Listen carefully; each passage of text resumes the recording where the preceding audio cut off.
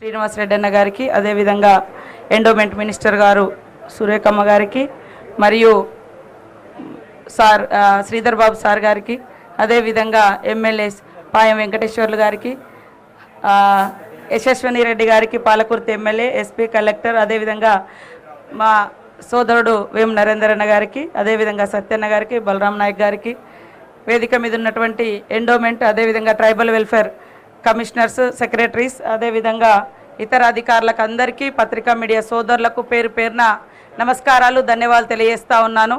ముఖ్యంగా మా అందరికి కూడా అదృష్టంగా భావిస్తూ ఉన్నాం.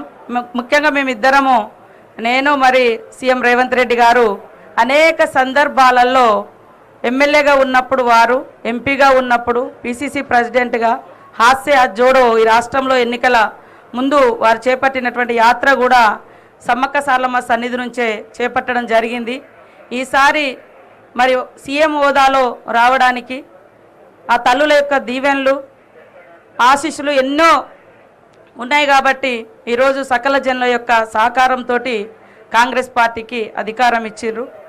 మారు వెంటనే సీఎం అయిన 10 రోజుల్లోనే దాదాపుగా 110 కోట్లతోటి సమ్మక్క సారలమ్మ జాతరకు ప్రత్యేక నిధులు కేటాయించి ఎప్పటికప్పుడు మమ్మల్ని ప్రోత్సహిస్తూ ముందుకు నడిపి ఈరోజు వరకు జాతర సక్సెస్ఫుల్గా నడవడానికి వారెంతో మనోధైర్యాన్ని, అదేవిధంగా సపోర్టును కూడా ఇవ్వడం జరిగింది.